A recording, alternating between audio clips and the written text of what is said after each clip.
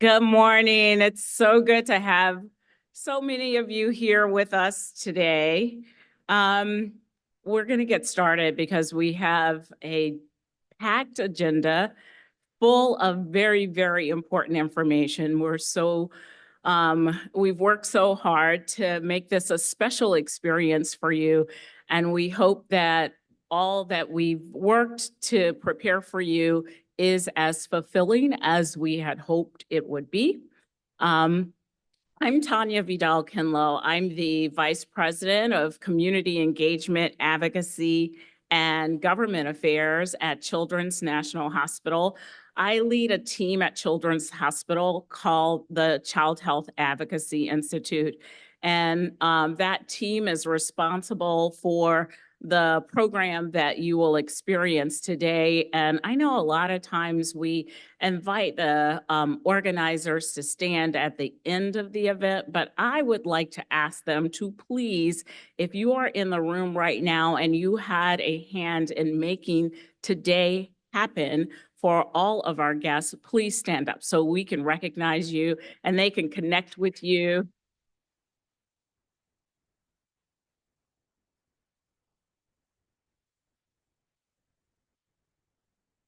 I also want to take a minute to welcome you to the Children's National Research and Innovation Campus. I'm not sure that many of you have had a chance to see the campus or even know about the campus, but we opened it back in 2020, right around the pandemic. We had built up all these plans and we were so excited. And then when it came time for the big grand opening, we had to scale it down a bit because nobody could be around each other, but we opened it anyway. And what we have here is a facility where we are working to drive innovation and reinvent pediatric research to help children grow up stronger. So we did that through public-private partnerships, including industry, universities, federal agencies. We have startup companies here and academic medical centers. We're all partnering together to create an ecosystem of innovation and discovery to commercialization. So we're starting from the beginning and taking it all the way to the market. We're grateful for the opportunity today to, through funding from the Child Health Advocacy Institute, but more importantly, from the very, very generous support of the United Health Foundation, to be able to provide this program to you. I will say that nearly 2 decades ago is when Children's National worked to create the Child Health Advocacy Institute. We were the first in the country to create an advocacy operation within a pediatric hospital that was focused specifically on creating policy and systems change on behalf of children. So we are working in government spaces. We are working internally to look at systems where we can really create the change necessary to ensure that our children have access to the best quality health care. And overall, we're looking at how we can make sure that our children grow up to live healthy and successful lives. Our goal in having this event is to foster networking and to build new relationships across the health and education sectors. We're excited to welcome all 200 plus. If it's not 200 in here yet, we know you're coming, and we're looking forward to having all 200 of you here with us today. And what we want to make sure we are especially focused on is welcoming our government partners. And we have representatives from the District of Columbia and Maryland Public Schools. We also want to make sure that we recognize a special group of attendees, and that's the more than 60 DC school health nurses from the Children's School Services. And if you're a school nurse in this auditorium, I invite you to stand.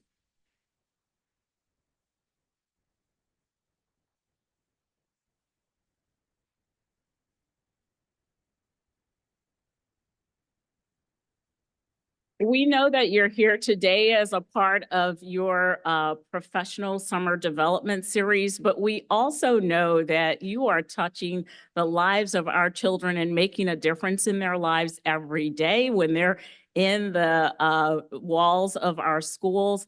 And the fact that we have you as a partner in caring for our children really is a symbol of the strength of what we see and envision as this school health partnership. As an anchor institution and a leading healthcare provider for children, our school health programs serve serve early childhood and K through 12 school systems, and we've done that for nearly 3 decades. We currently lead close to 50 school connected programs and initiatives ranging from direct clinical care and actual education interventions. Our programs reach diverse groups of people from students to teachers, caregivers, and other support professionals. Our 2024 School Health Programs and Initiatives report that includes more information about what we at Children's National are doing in the school health space is available to you online, and you can find links to the report probably all around the room, but it'll definitely be available to you when you're out in the lobby area. There are QR codes that you can use to access it, and we'll also make sure that you have access to that information because we worked hard on it and we want you to see it as a resource. It could be something that could make a real difference in what you're doing in the work that you're engaged in every day. So we've also developed and led the development of the school-friendly health system principles at the system, program, and provider level. And we did that in collaboration with health and education leaders from across the country. This is some groundbreaking work led by Desiree De La Torre, who is the director of our Community and Government Affairs, Executive Director of our Community and Government Affairs programs. And in our school-friendly health system, we recognize that education is a critical social factor of health that is impacting lifelong health and economic outcomes for our children. We envision Children's National to be a school-friendly health system that is actively working to ensure all children achieve optimal health and reach their full potential. We believe in partnering with schools in our local service area and will not only improve services and delivery to the students receiving care, but we will help to improve health and academic outcomes. We believe that addressing school attendance and offering career training programs can powerfully impact students' academic success and build the foundation for healthy, successful lives. Our goal is to advance health and education equity for children and families, and you'll hear more about these efforts during the course of today's programming. Through this work, we seek to build trusted partnerships and share decision makings. And that's a really important piece of the work that we do. I think, often find that large institutions like to brainstorm internally and then like come up with the ideas and take those ideas into the community and think that that's the way to create change, to fix things.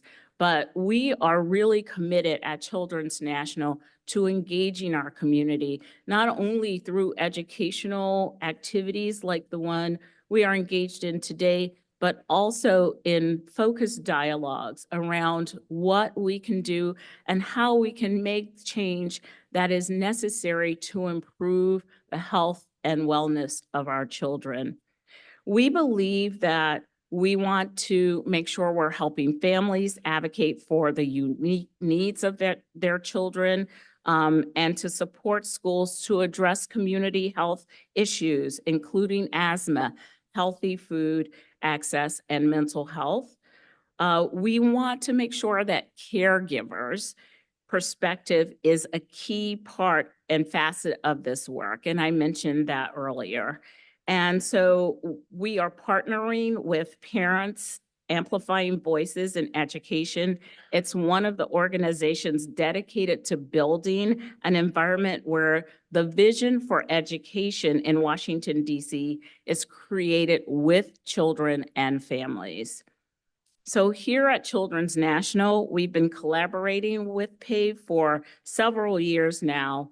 And during the pandemic, for example, a partnership with PAVE allowed us to share urgently needed information about COVID-19 and vaccines with parent and family and communities.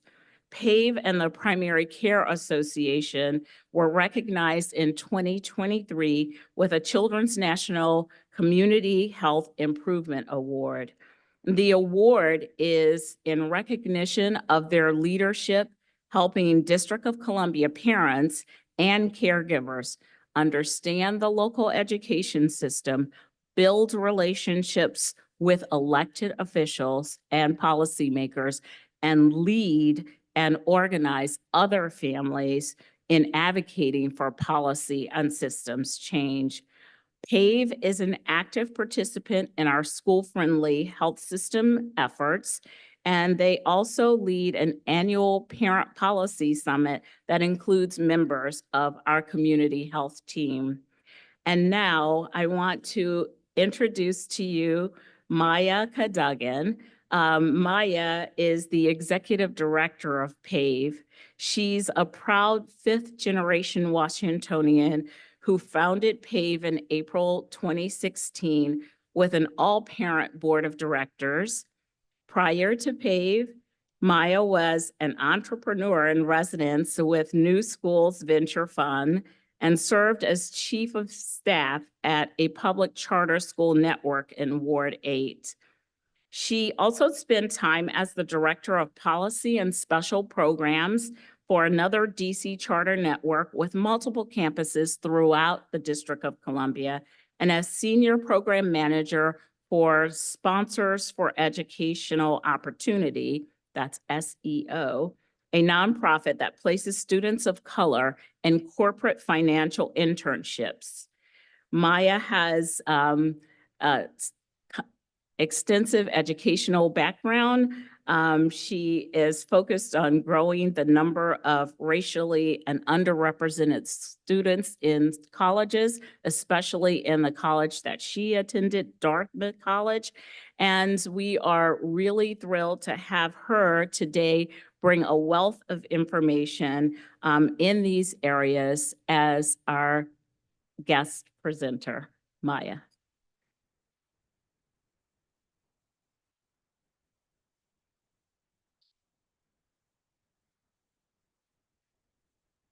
Good morning. How's everybody doing today? Good morning. I hope you're feeling good. Well, I just want to say a sincere thank you to Children's National Hospital's team for inviting me to join you today for the 2024 School Health Summit. And thank you for that gracious introduction, Vice President Ken Lowe.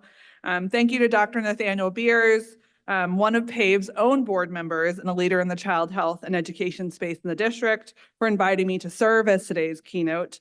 And thank you to the entire Children's National team, including Dr. Lee Beers, Desiree De La Torre, Dr. Danielle Tooley, Julia D'Angelo, and Jennifer Steinbeiser for prioritizing the voices of students, families, and communities in today's agenda. My name, as Vice President Ken Lowe shared, is Maya Martin Cadogan, and I am the founder and executive director of PAVE, which in the wonderful world of DC acronyms stands for Parents Amplifying Voices in Education. Since 2016, PAVE has been focused on growing a network of 7,300 parents, including mothers, fathers, grandparents, aunts, uncles, and other caregivers who come together to advocate not just for their child, but for all children. And I want to shout out 3 of our parent leaders who are here today. Miss Gaby Frazier, a grandparent from Ward 7. Ana Rodriguez, a mom of 2 beautiful daughters from Ward 5. And Yolanda Corbett from Ward 5 right now, but 7 always, who is the mom of 3 beautiful boys. At PAVE, our parent leaders are policy experts, fierce advocates, and community connectors. We focus on policy, knowing how the system works, advocacy, knowing who has power in that system, and organizing, bringing people together for systems change. We work with schools, elected officials, policymakers, and other leaders, including our partners here at Children's National, to advance a parent-led agenda for systems change in our nation's capital. It is my pleasure to be in a room today designed to bring together leaders and practitioners committed to elevating the needs of our students and advancing the solutions that our communities deserve. We're in an unprecedented time in our world, our nation, and most especially our city that should be a state, where our children's mental health needs are acute and where the place where our young people spend the greatest majority of their time, our schools, must become a safe space for them to learn and grow.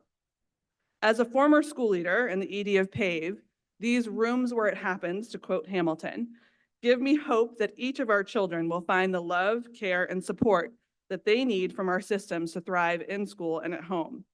Because the only way that we get to good policy is by having everyone in the system learn together. But most importantly, as a 6th-generation Washingtonian who is raising a 7th generation in the city that my family has called home since shortly after emancipation, these rooms give me evidence that my little Black boy will learn in an interconnected system of care that opens him to a future that our ancestors could only have imagined. So thank you to Children's National, not only for inviting me and our parent leaders at PAVE to join in this conversation, but thank you to each of you for being in this room to have the conversation, highlighting not only what have we done well, but asking ourselves, what can we do better? Our parent leaders at PAVE have been asking our schools to do better around mental health and a whole child-centered education system since 2018, when they first selected it as a priority at their annual Parent Policy Summit. Even before the pandemic, they witnessed the increasing stresses on our children from a world filled with hard-to-discern fact from fiction social media, ever-changing technology, increasing violence, and frayed community bonds. They understood that for a child to succeed academically, they first had to feel like they had adults who cared about them, a curriculum that respected them, a system that protected them, and a community who loved them. They have focused on increasing the number of school-based mental health staff, funding social emotional learning and restorative justice programs, ensuring training around trauma-informed practices, and removing barriers to the implementation of a tiered system of supports. As PAVE parent leaders in the data can well tell you, the pandemic did not start the mental health crisis for our children, but it did undoubtedly blow it and its inequities wide open. Since the start of the pandemic, homicides involving young people in DC have doubled.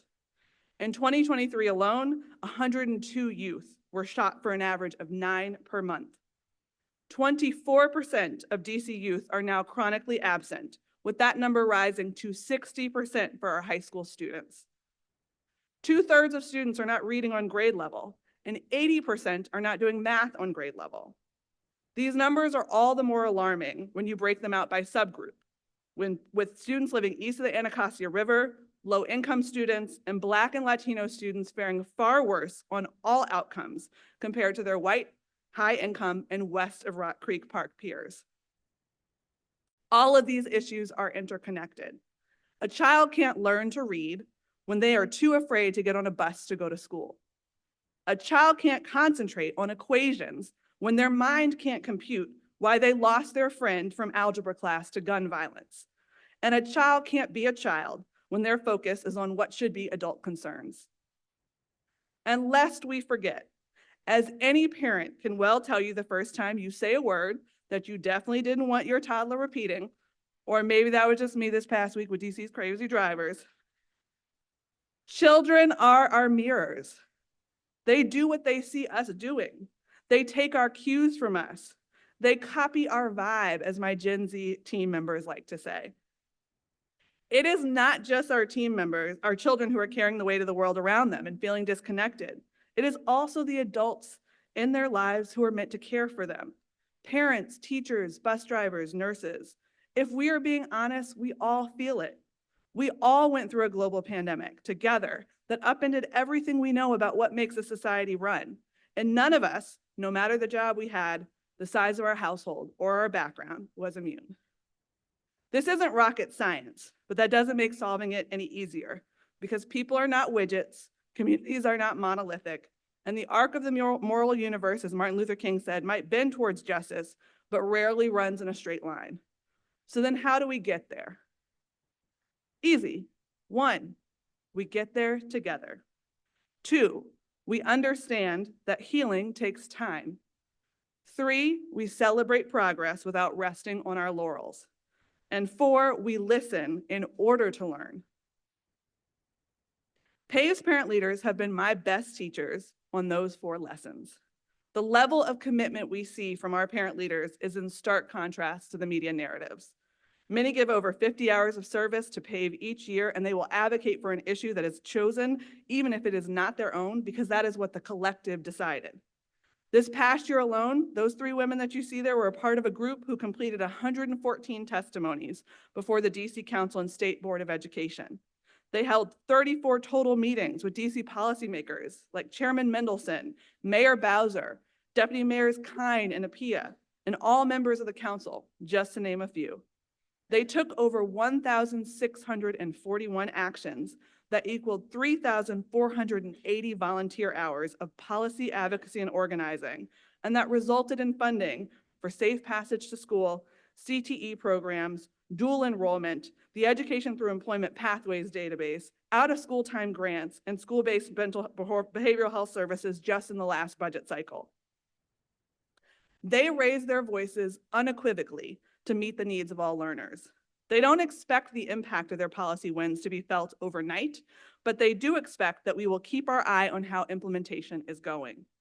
They are unafraid to be leaders sitting equally at the table with anyone, be it the mayor or a council member, but they also always reinforce that they are here to be partners with the system as much as they might be pushing from the outside. They know how to party when you've had a policy win. If any of you have been to a PAVE party, you know what I'm talking about. Raise your hands if you've been to a PAVE party, you know how good it is. And they are forever open to sharing how they made it happen with anyone who wants to know. The only thing they ask for in return is for the system and her people to love on our babies. Not just individual babies, but all of the children and youth of DC. And that also means loving on their communities, because you can't love the child if you don't love the whole child. Loving on communities means building trust. It means always making sure communication is a two-way street. And it means respecting the culture and history of our families. As all of us know from our personal lives, at PAVE, we know that trust is earned. We think of building trust with our families like making deposits in their bank. Each interaction that we have with them, no matter how small, has the potential to make them feel valued and seen and make that trust go up. We greet people by their names so they know we know each of them. Hi, Yolanda Corbett. We follow up and follow through.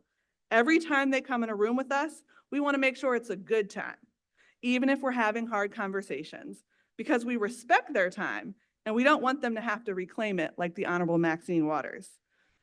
We tell them the truth about what's happening not only in the system, but also in our organization. And we make decisions together on everything from our advocacy plans to the next year's format of our meetings. We are not perfect. No organization is. But we are honest and we are real. And we will show up for them when they need us. And that's what every family wants to know at their core, that they can trust the system, since they are trusting the system with their children's success. When we codified our model at PAVE a couple years ago, one of the core components of that success was the communication had to go both ways. We never want to ask for something from parents without thinking about what we're giving them in return. For us, one of the things that we've learned that parents want most is INFORMATION, information. I think a lot of people think that parents want a gift for their time. And let's be clear, they are always happy to receive a gift, a card of flowers, or a good meal, as we all are and would be. But that's not what they're asking most from us. They just want to know what the heck is happening so they can make informed decisions. One of our most popular meetings every year that we do is called Where the Power Lies, where we share with them who does what in our city, again, that should be a state, and the education system. We also know that communication takes 50-11 times before someone actually hears it.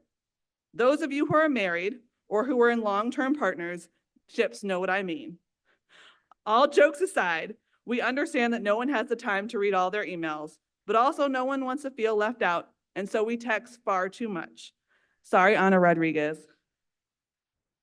We understand that everyone learns differently, and so some of us need stuff written down, while others need to hear a voice on the other end. And others need it in a calendar invite, and others need it in 50 characters or less. If you want to know why PAVE parents and all of their events are well attended, it's because we will email you, we will call you, we will text you, and if we could, we'd send you carrier pigeons. Oh, how I wish I had Harry Potter's owl Hedwig the night before a PAVE event. Alas, I remain a muggle. The simplest and most complicated of these is about respecting history and culture, in part because oftentimes we all think we already know it. You have to know that when we couldn't swim in the public pools in DC, we swam in the reservoir. And what does that mean when we see it fenced in and made anew? You have to know that there are longstanding tensions between Blacks, between Uptown and Southeast, between the schools our family attended for generations. And what does it mean when we create a system of school choice that moves young people physically between these? You have to know that for many of us decades ago, we saw the people we love strung out on crack, just like my own father. And what does it trigger to see someone laid out on the street on opioids as we take our children to school? You have to know that we are proud of the storied history of having the de jure segregated high school that sent the most Black students to college in the 20th century. That's Dunbar High School. And what do we yearn to say about our de facto segregated high schools today? We can't know that history by simply reading books. You can try to study your way into understanding history, and I say that as a history major myself, but you cannot study your way into understanding culture. The two are intertwined. We have to understand what communities are teaching us and not just expect that they will understand what we are teaching them. At PAVE, we just talk to people. We let parents share their stories. We let our elders share their stories. Thank you, Ms. Gaby.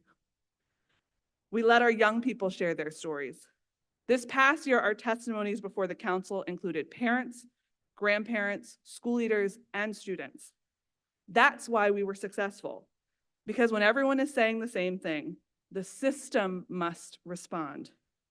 So what should the system response be?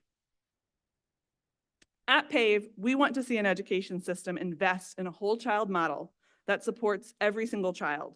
Mental health clinicians, social emotional learning, restorative practices, school culture, and family engagement.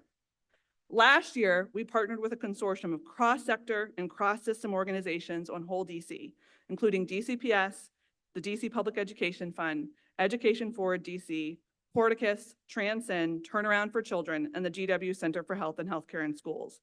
We hosted a series of 5 sessions at DCPS and DC Public Charter Schools, H.D. Cook, Columbia Heights Education Campus, Thurgood Marshall Academy, E.L. Haynes, and DC Bilingual, to highlight and share the best practices, conduct school walkarounds, hear from panels of school-based practitioners, and engage policymakers from the executive, the council, schools, and partner organization, alongside parents, in rethinking this work together. The first time many of these folks, who are doing great work on the ground or in their own department or organization, had ever met was in those rooms in our whole DC sessions. We need to continue having all of us who have a role in our system come together in rooms like this one and the ones we hosted in whole DC, so we can practice what we preach to students in terms of working in collaboration. Even when we wrapped up the sessions, we knew we still had a long way to go in creating a whole child ecosystem our kids deserve. Our mental health clinician pipeline still needs greater reciprocity between states for all roles. We need more creative staffing models to address our short-term needs. And we need stronger degree programs that encourage young people to enter the field for the long term. Second, we want our students to get to school safely. We have heard overwhelmingly positive feedback on the DC School Connect program, microtransit routes for students in elementary and some middle schools, and communities without safe modes of youth transit. We also know the public bus system ostensibly runs youth-only buses to Deal and Jackson Reed, and that other communities would just love to see the same. That safe passage workers, aka the green vest people, as our students and parents call them, are a necessary component of making sure we have eyes on the ground as students traverse across our school system of choice, where nearly half of our kids are in public charter schools, and even in DCPS, our traditional public school sector, the majority of kids do not attend their neighborhood school. We want crosswalks and crossing guards because we wish for Vision Zero to actually get to zero. And we don't believe any child should die because of gun violence or a reckless driver. And we want all of this to happen because we know that if a child can't get safely to school, learning can't happen. We also want to see us invest in and expand all of what we know makes a young person excited about school. We have heard from many parents at PAVE that the reason their child wants to go to school every day isn't because of reading or math, but that after school or summer program that allows them to find their passions: music, art, dance, sports, robotics, chess. Having just closed out the joy of the Olympics, we all got to see Steven Netarosik, aka Pommel Horse Guy, help Team USA to get a medal. We also saw him rock a Rubik's Cube, and we learned he was a robotics student in high school, which led him to an electrical engineering degree in college. We all loved Steven, not just because he was good at the pommel horse, but because it's evident that he loves what he does, and all of the parts of him make him one of a kind. And those came from his out-of-school time programs and specialized school programs. Isn't that what we want for every child? And isn't that something we should want to measure? Which K-12 programs are getting our students not just to college, but to careers? Which are graduating students into higher paid careers? Which school models are in demand from parents and students? Which out-of-school time programs are in demand from parents and students? Where are both the models and the programs located, and are those equitably cited? These are the questions we have to ask ourselves. The policies our parents at PAVE are going to bat for every day. And these are the visionary ideas that we hope to see our leaders map out a plan for when we look at the data together. But then finally, the system has to respond with a few things: with money, with policy, with implementation, and with our students, our communities, our families, our teachers, our nurses, our school leaders, and each of you at the center of getting it done together. Just because it won't be easy doesn't mean it's impossible. Nothing was ever won that didn't take a lot of work and effort. Just ask Quincy Hall, who pulled from the depths of his very soul to come from 5th place and win gold in the men's 400 meters. Like Quincy, we believe at PAVE that we can get it done. And we hope that you all know that we can't get it done without you.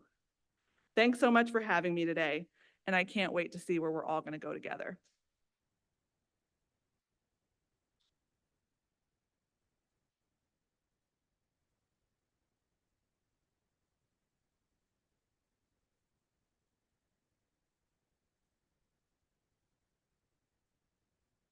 I don't know if anybody had any questions about the way we do the work at PAVE. And I also want to be clear, the questions do not have to be directed at me.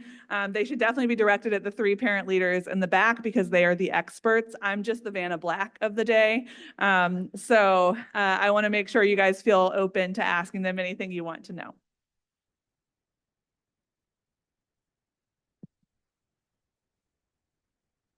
Good morning. I'm Chief Jackson from one of the DC Public Schools Health Academies, Academy of Health Sciences. Where can we find out about some of the meetings that you have? Sounds like you have some very juicy topics. We do. And let me be clear, Chief Jackson, we have juicy topics. We have amazing people, we have good food, and sometimes we even have good drinks. I'll be clear, it's all for a 21+ crowd. But all of our meetings are located on either on social media or on our website. We just wrapped up a series of community conversations that we hosted at our public libraries that were on a number of different topics for us to get feedback from parents on what they were feeling about those topics. We're going to be presenting that data to our deputy mayors for education's office and other stakeholders so that they can hear what we heard from all of those parents across the city. We had a little under 100 parents come out to those 10 sessions. And so we'd be happy to share that with you, and we're going to continue to do those throughout the year. We have a number of big events that we host where we invite other people to join us. We're going to be actually hosting an out-of-school time summit in October. And so we hope people will join us at that to talk about what we need to do better in our out-of-school time space. And so we would love to be able to share with all of you in the room about all of our events and invite you into our community.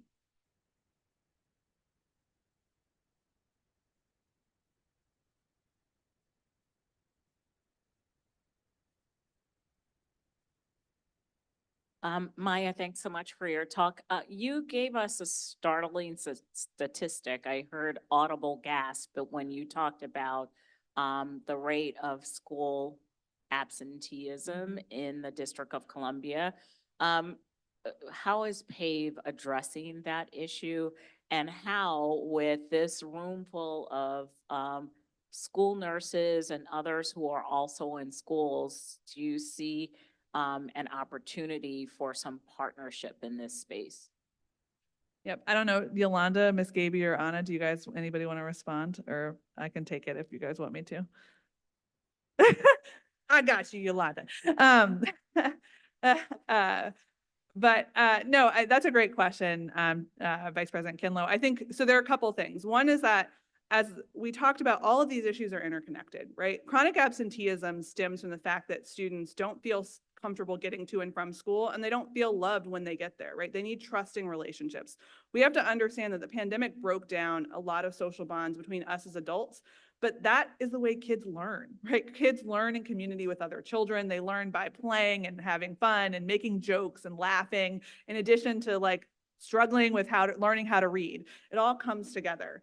And so part of what we really believe in this work is that we have to figure out a way to bring that joy back into education for our students. It's why we focus on out-of-school time programs. It's why we focus on specialized school programs, which are the different kinds of school models, just like you're working on, Chief Jackson, to have a school health program, right? So that students who want to go into health careers can experience that inside of our school system. But I think one of the things that we think is really important is that you can't separate these things out. I think a lot of times it's like we're trying to operate on a body, and the arm is infecting the whole body, but we just cut off the arm, right? You know that as a doctor, right? If it's going to infect the whole body and it's already gone all the way up there, you got to treat the infection, right, at the core, and not just cut off one piece. And I think that's oftentimes what we try to do in policy solutions. It's like, here, we're going to require kids to go to school, and we're going to put these requirements in place, and we're going to penalize them if they're not there. Except if we didn't solve the core issue, which is they can't get there, and they don't feel good when they get there, we're not solving anything, right? And so I think a lot of time what we're talking about is that all of these pieces are interconnected. I see Anna has the mic, so I want to turn it over to Anna. I just wanted to add, so for me, I'm real transparent. I'm a mother of a daughter that has epilepsy. And so when we think of absenteeism, we always think that the kid is not going to school. But sometimes we have kids with medical needs. And because we already know, not accurate on the numbers, not all the schools have full-time nurses.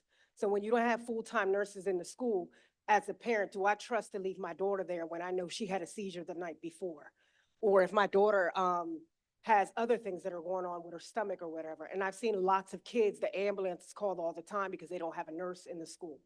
And nurses are pulled from here to there, and they're facing burnouts, in my opinion. But then parents like me, who I work from home, who make sure that I go up to the school, you know, yes, y'all are facing burnouts. And I think because I've met some great nurses from children, because when you're a parent with a child that has a medical need, you're going to be best friends with that school nurse. You want to know. But there is some parents that do not recognize what the nurse can do while they're there, what they can't do. And so there's a miscommunication sometimes where parents need to understand what can that nurse do while they're there. So we do have a lot of kids that they're always calling the ambulance. And so these kids are missing massive days and they're considered chronic, but it's because of their medical. So that I feel like that's how we can relate. How can the nurses with the parents collaborate together?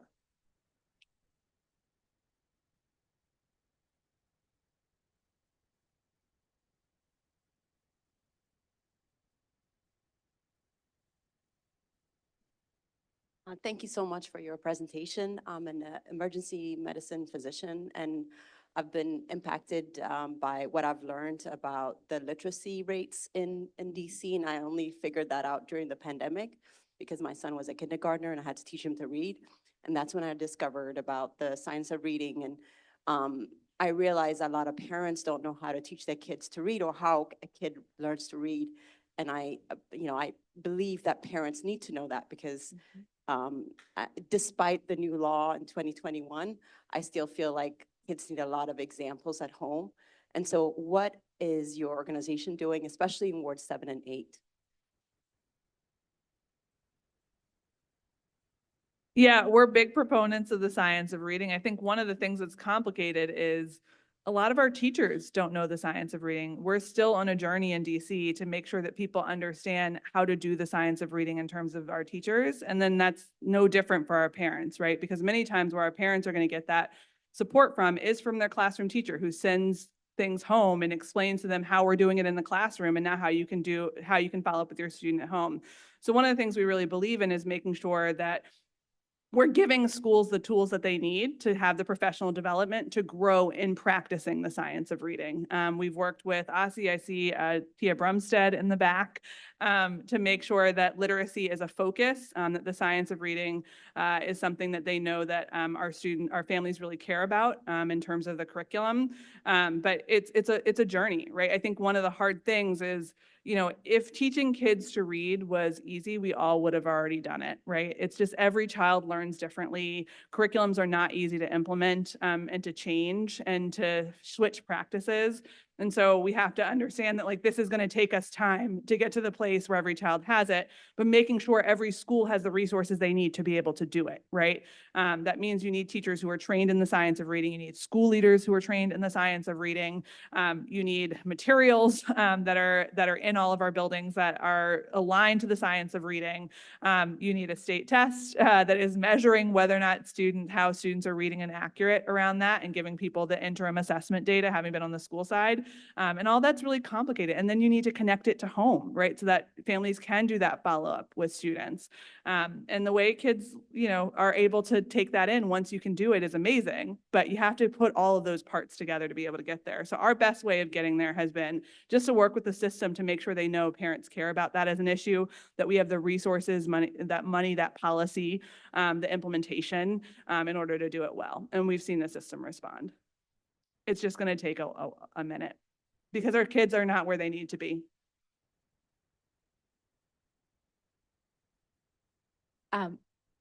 My question is, how are you advocating for community schools and making sure that they're actually community schools where the school is the hub for not just students, but the entire community? Yeah, so one of the things that we really believe in doing is sharing best practices. That's what happened in whole DC. So two of the great sessions that we had were, one was a DC bilingual. I'm not sure if people are familiar with the school, but Daniela Anello, their school leader, and their team shared with everyone from the deputy mayor's office to OSSI to DCPS to other organizations and partners how they do their community schools work. That was a core part of their family engagement work and school culture work that they do together. They have, a kitchen inside of their building. They have days where there are market days where families can come and pick up vegetables to take home with them. They have health services that they bring in, vision testing and all of these different components that matter in order to make sure that people feel like that school is really their community, right? I think a lot of times, And Danielle always says the school just is the community, like the community and the school are one and the same. I think oftentimes we think of them as two separate things and then it's like, well, how do we bring them in? No, it has to just be how you run a building and how you run a place. So I know when the Communities and Schools money was at risk this past year, it was something that like our coalitions advocated for. We are always a part of larger coalitions than ourselves at PAVE because we believe all the voices need to come together to ask for what's right. And so we really try and just highlight, one, what do we need from a policy and money funding standpoint? And then two, let's actually make sure we see the good work on the ground because people can't replicate what they've never seen, right? And I think that's something we always forget in this work. We assume every school leader comes into the work with all the tools that they need to do every single component of school. If you've ever been a school leader, running a school is fixing blowing up toilets, right? Dealing with the kids that don't get picked up and trying to figure out where their parents are and how to make sure they get home safely, making sure that you're giving like professional development to your teachers and keeping them having fun and engaged in their work, making sure that, you know, you've got all the support staff in the school feeling welcomed and loved and embraced, identifying what the district is telling you to do. Like there are so many components that no school leader knows all of those things, but what they want to be able to do is to see good best practices at work. Yolanda, did you have something? So, good morning, everyone. So I was to address the mom with the baby with seizures, and the attendance issues. So, I want to, say that most nurses are part of the attendance, I want to say, committee at the school. So what I do is, knowing that child, is that I let the, attendance committee, who's in charge, know what's with the 504 or the IEP, what's going on with that child, so they won't be penalized when they're out, because we understand that it's a health issue. So that won't, go against their attendance, because it is a big thing with attendance. And also, I want to know, do you advocate, are you a part of going into the schools, setting up PTAs now? Because I found that they're lacking in a lot of the wards. And PTAs, if you have PTAs in those schools, they're strong. They help with to make a lot of policies and to support what's going on and to get a lot of programs into the school. I raised kids in the DCP public school system, and I was a PTA president, so I know that that's important, and I see that lacking now. So, I mean, I think I love that. So I want to shout out the ladies over there because I think all those, well, I know Anna and Ms. Gaby have been a part of the parent school associations at their school. So a lot of times the parents we have who come to PAVE, either they're already a part of those and that they want to come to PAVE. And I think what we help them to be able to do is just to learn the way you do policy advocacy organizing together, so they can take it back to their parent organizations. But also, like, some of them start doing that work because they're with PAVE and because now they are seeing what's the issue inside of their school and how they want to go and fix it. Like, I want to be clear, Ana Rodriguez is a better organizer than I am. And I started PAVE by organizing. But Ana, if she tells you to come to the summit, you're coming to the summit, and she will bring 10 people with her. She will put people in her car. I mean, this is how we're like. I put people in my car too, right? But like, that's the core of doing this work, right? Is just being in community with people. And so I think what's lovely is that these women that you see here, they are leaders themselves. So when they get what we believe in, is we pour into them and they're going to pour out into everybody else. And they do that so many times. They run for ANC. They take on different roles inside of the system. Yolanda was on the school boundary committee. So was Anna, actually. Like, I mean, like, all the number of things. And these are just 3 of our parents, right? We have hundreds of parents that are doing that same work. And so what we hope is that, you know, we wind up being everywhere because we've taught them the skills and all the pieces, and we've loved on them and poured into them so that they know how to now go do that with another group. And they don't need us for that. We want them to leave us and go past us and go do their own thing, because that's where real power comes. It doesn't come because we hold you closely and tightly at PAVE. It comes because we gave you what you needed. And just like a parent, we let you go. And doesn't mean we love you any less. You can come back home anytime you want to, but go out and do your thing. That's what we all want for our communities. And so we look at it like that. But I want to give Yolanda the last word because I know that was the last question. Thank you, Maya. I just wanted to take this opportunity to say thank you for the work that you do in our communities and all of the love that you pour into taking care of children, because to be in that space is active love. So I just want to say that we appreciate you. I would love to end it on actually one of our letters and a call to action and amplifying voices. We can do all the policy work, and you've heard all the actions that we've done collectively, but what is the power in that policy work is when the people come with it. And so while if you're not a District of Columbia resident, I won't hold it against you, but but I will say this, it makes your job easier when we can get the things that you need. And in order for those things to happen, it causes for all of us to show up. So if you take the opportunity to check out our meetings and things like that, don't be afraid. We don't bite. We welcome, we hug, we party, we cry. But just make sure that you show up, because things that are said on the church pew don't get pushed out in the policy unless we all show up. So I just want to invite you to come along and join us in getting these things done. Thank you.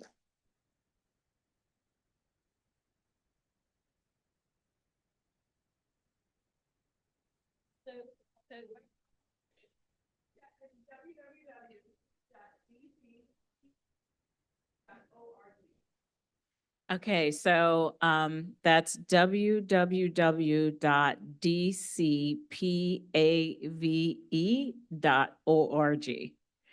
And ma'am, I saw your hand and I was definitely going to make sure that we found out what your question was. So thank you so much for calling it out.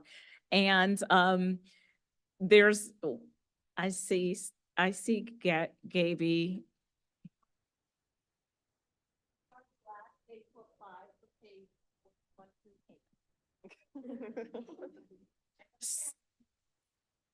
So, Maya, thank you so much for that. Can we give her another round of applause, please?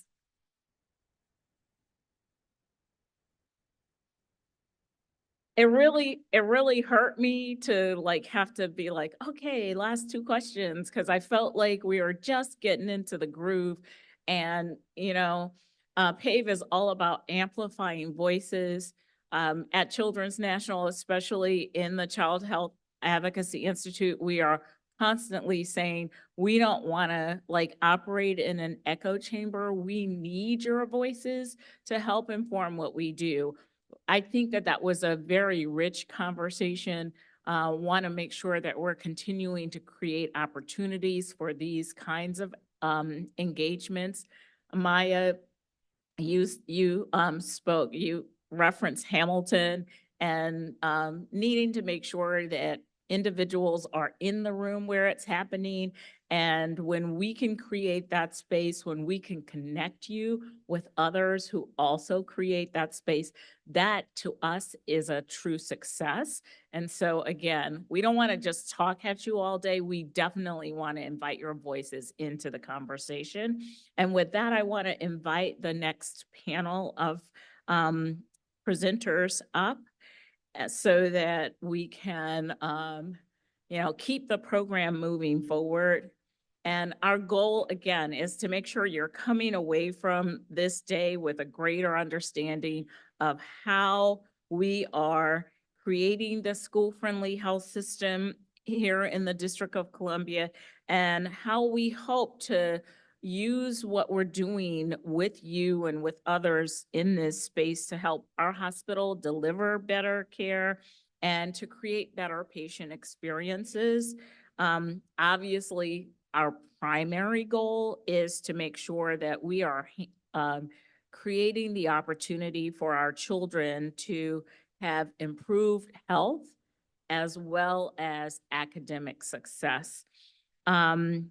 We want you in this panel to learn about some of the innovations going on in our community.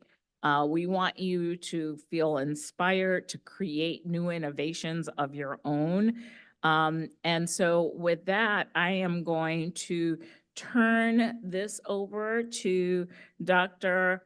Arathusa Kirk, who is our moderator for this panel. She'll introduce herself and facilitate the other panelists also engaging you in conversation. Thank you. Good morning, everyone. This is a true honor to be here, Maya. You really inspired all of us. I will go ahead and introduce myself, and then each of the panel guests will introduce themselves as well. We are also graced by Dr. Hope Rhodes, who will be on the virtual panel as well. So I am currently the Chief Medical Officer for United Healthcare Community Plan in DC and Maryland, and I most recently held roles as the VP of Population Health and Clinical Strategy for United Healthcare. I am a pediatrician and trained at Children's National and Johns Hopkins. And my passion for school-based health has really started from the very beginning of my career when I started as a fellow teacher in South Africa, which was the hardest job that I ever held, but also because of my real vision and understanding that all of you, I'm sure, share for the future of school-based health. This is really where children are going to be receiving a lot of their clinical care in the future. We saw through the pandemic that there are lots of ways in which we can expand our footprint in the clinic, but also through the schools to be able to reach children where they are. The United Health Foundation gave $3.4 million over a 3-year period and now has had some extension for mobile health units that are working in the district in many parts of the country. And we're just very proud of that work. As a child, I grew up in a more difficult circumstance, and the school was a sanctuary for me. So it's very interesting to hear kind of perspectives on school-based health. For me, school-based health was a safe space to be able to tell a story, and I hope that for children in the future, this is where they can also find a safe space. So for Desiree, I'm going to go ahead and pass the mic to you. Thank you, Dr. Kirk. Good morning, everyone. It's a pleasure to be with all of you. So many faces in the room. This was a dream of ours several months ago, and with the help of the United Health Foundation and the Child Health Advocacy Institute. To see a room filled like this is such an awesome feeling, so thank you. I am the Executive Director of Community and Government Affairs within the Child Health Advocacy Institute at Children's National, and I am passionate about improving health equity and doing that with our healthcare system and partnering with our community, and how important it is to partner with our community and working with our education system. I'm recognizing that kids spend most of their time in schools, how important it is for a pediatric healthcare system to work with the education system in partnership to improve health and education outcomes. I heard that there was a PTA president, a former PTA president in the room. My mother was PTA president for all of my elementary school years, and so I recognize how important it is for us to work in the education sector, making sure that the future of our children is brighter. And so when my mom instilled in me the importance of education, it's no surprise that I'm working in healthcare and focused on education. And so I've been doing that for almost 10 years here at Children's National, recognizing that it's an opportunity for the healthcare system to be an important partner in this work around health and education. Thank you.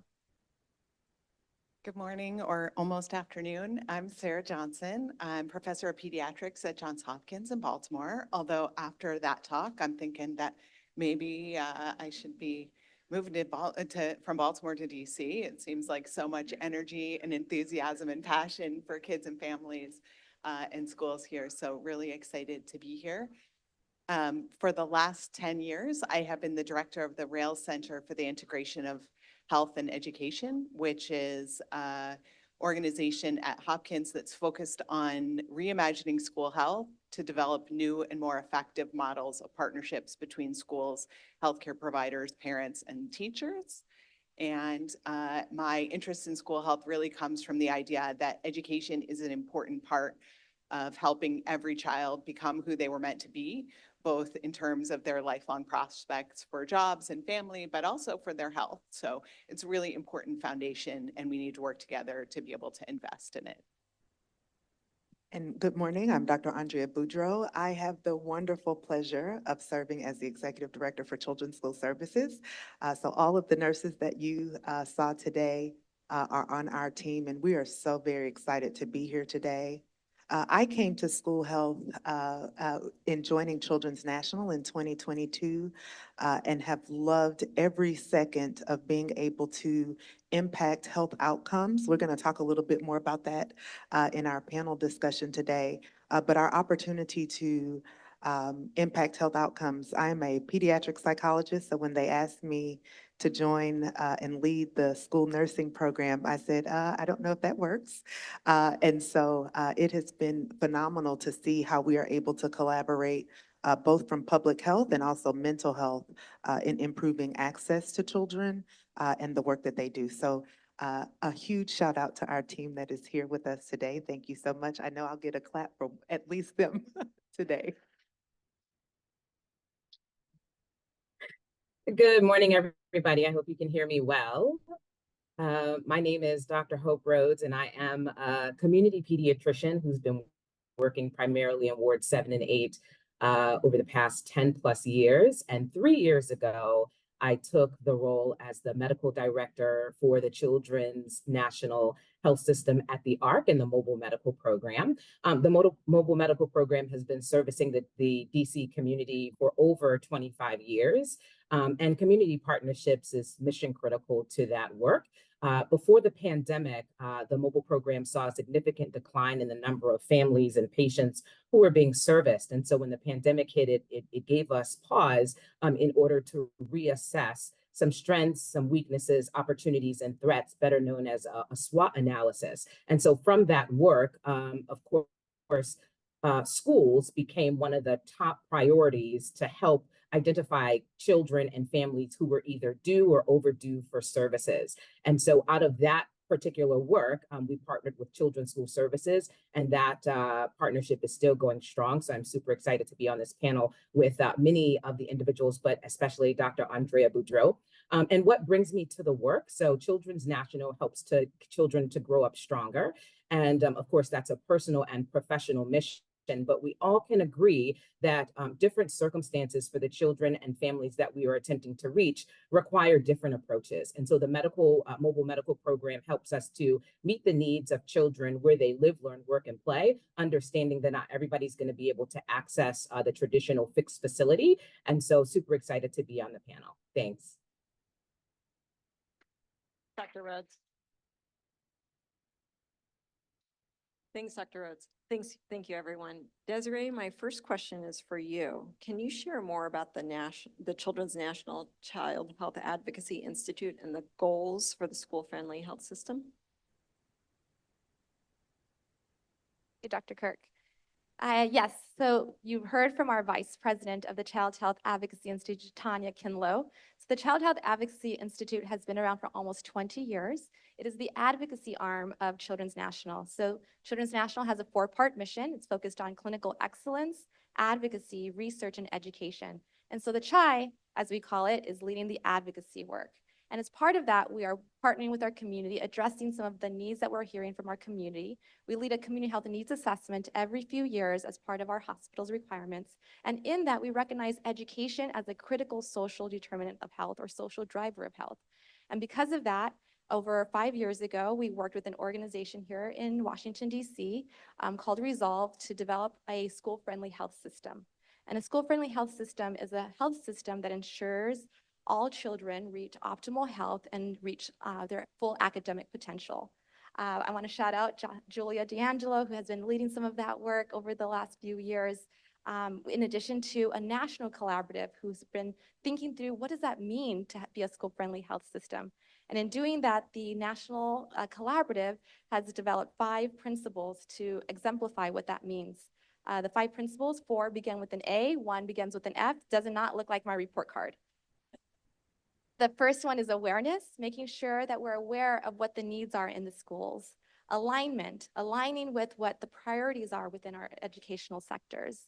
Accountability, focusing on being accountable within our organization, within the healthcare system, on the metrics and on the strategies that we're developing, that they're focused on academics. Accessibility, that one's pretty easy for some people to understand. It's school nurses in schools, it's school-based health centers, making the healthcare sector accessible to our school system. And then finally, family engagement. You heard it from Maya and Pabe and the families that family engagement is critical to the health and education focus of our work. They are navigating both sectors, and so it's important for us to engage our families in this very important process of the school-friendly health system. Dr. Rhodes, next question is for you. Can you describe the mobile medical unit and how it provides care for communities, and especially just your observations on how you're trying to engage families, patients, children? Yes, thanks for the question. So as shared, partnerships with community stakeholders is really mission critical to our work. And there are many ways that schools can sign up or request that the mobile medical program engage with their schools. So the first is direct outreach. So we have an email address, and that's mobileclinic@childrensnational.org. And so that's one way that schools can actually request the mobile unit to come to their facility. The second is through the Children's National website. So if schools go to childrensnational.org and type in mobile program, there is a request link that you can also fill out, and that's another way to get in contact with us. And then the third is through the DC Department of Health Vaccine Exchange. So there are many schools that go into the vaccine exchange, recognizing that their students and scholars need services, specifically immunizations. And so as part of that network, the Children's National Mobile Medical Program also taps into that DC immunization exchange in order to, get connected with schools. Once we connect with schools, we actually meet with them pretty consistently in order to ensure that we all know how the partnership is to work. We find that the community stakeholders, like the schools, know what their scholars need, right? So some schools have a wealth of students who need immunizations, and then some schools need a little bit more, like sports physicals or comprehensive well visits. And so we like to think of ourselves as an extension of the primary care medical home.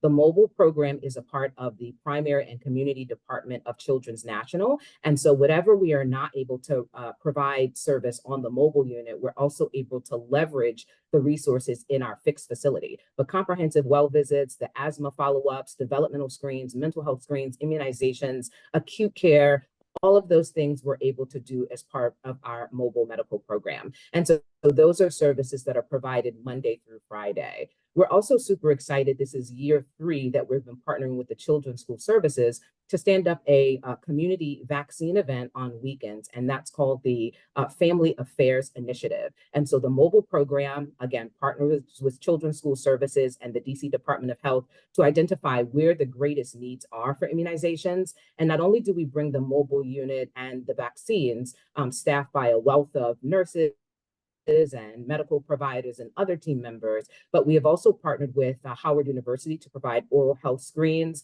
as well as biometric screens, so parents can come out and get as well as children can get, blood pressure checks, diabetes screens, cholesterol screens, oral health examinations. And then we also have our call center who is on site with those events as well. So if children are not only due for vaccines, but overdue for their comprehensive well visits, we're able to sign them up for their comprehensive well visits right on the spot. And those are things that will happen inside of our fixed facility. So that's, a wealth or overview of what it is that we do. And again, the partnership is mission critical because that's how we know who's going to come out to these events, whether it's Monday through Friday or on the weekend.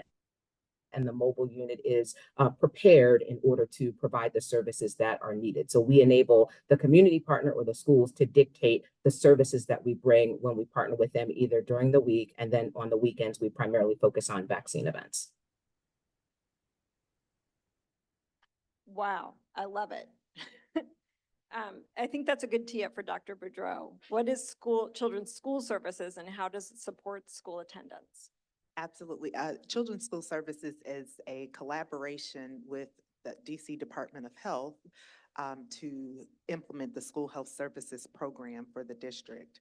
But I tell everyone all the time, we are so much more than the nurses and now health technicians. We have expanded. As we heard today, we face here in the district the shortage of nursing support as we did across the country. And so Children's School Services has implemented a new model to ensure, just like you said, that we have someone that's dedicated in every school and able to support children. But it's not just the nurses in the health suite. We have an amazing team who manage our data and quality to make sure we're doing the right work. And that team gives us the information. I call them our storytellers because they tell our story of the great work that the nurses and health technicians do every day.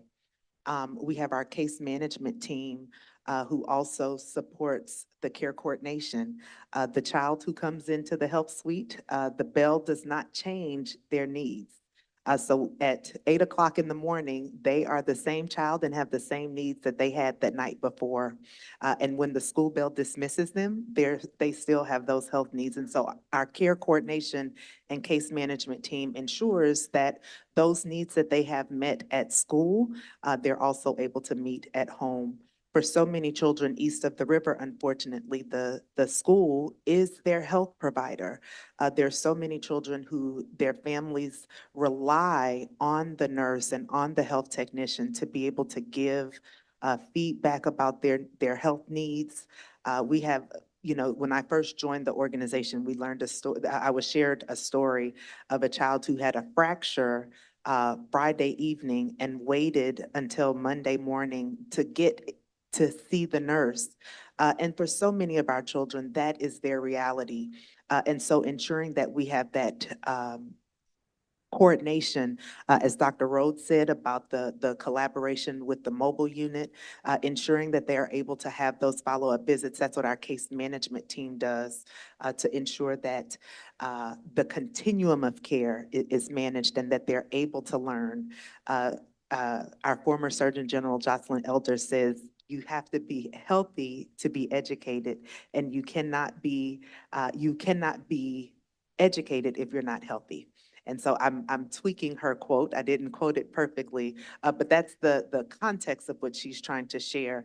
And so our collaboration with attendance and education is just what the mother talked about this morning. And I apologize, I can't remember your name, but it's ensuring that parents feel comfortable with their children coming to school, that they have confidence that there's someone in the school who is trained and ready to take care of their child when there is an illness, be it a chronic illness that we know about or an emergency that comes up.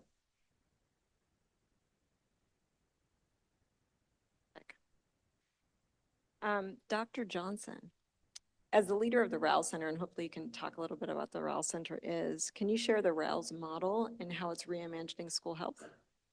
Absolutely. So the Rails model was launched about 10 years ago, and our goal was really to create a more meaningful partnership between experts in education, families, and healthcare providers to try to address the full range of needs that kids and families have in order to support school success.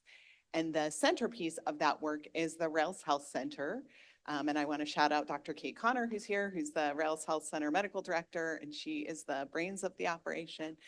And so our role at the Rails Health Center is to implement the Rails model of health and education. So we serve 1,500 children, pre-K through grade 8 in one building in 2 co-located public charter schools in West Baltimore.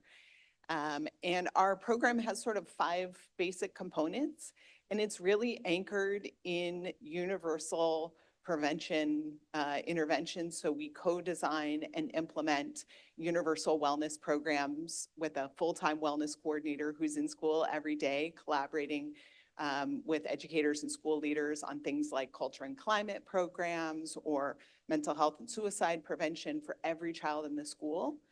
Which is a really important foundation for well-being. Then I know there are lots of you who are passionate about school nursing.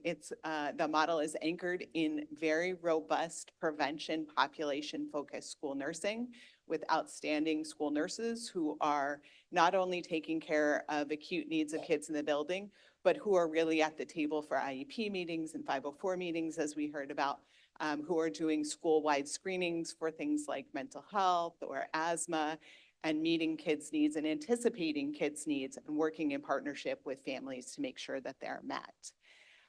Dr. Connor runs our full service school-based health center. So for children who are enrolled in the school-based health center, they can access a whole wealth of services. So that's acute care, preventive care, management of chronic conditions, immunizations, reproductive health care.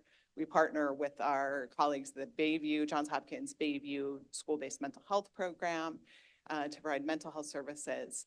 And then we spend a lot of time thinking about what are discrete programs that we can develop, test, and evaluate that allow us to find out how we route around some of the barriers that we heard about earlier that kids who have chronic conditions may have difficulty accessing services in the community or may have various barriers to good health in school. So for example, one of those is our directly observed asthma controller therapy program, where kids can come to the health center every morning and get their meds and get a therapeutic hug and a high five from a nurse and go back to class, and their parent knows that they're getting the medication that they need. And that's complemented by having medications delivered right to school. So again, breaking down those barriers, making it easy for health to be a part of the school day. And then finally, we bring a lot of our scientific expertise to evaluation. So we really want to know if what we're doing is working and why and for whom, which I think is one of the hardest parts of the work that we do, because as so many of you know, the work is all consuming. So the chance and the luxury, honestly, to step back and evaluate and ask what's working is a really important part of what we do. So for example, we have demonstrated that having this program at the Rails Health Center averts about 2,600 absences a year. And that for kids who are enrolled in the Rails Health Center, they start out with more needs at baseline.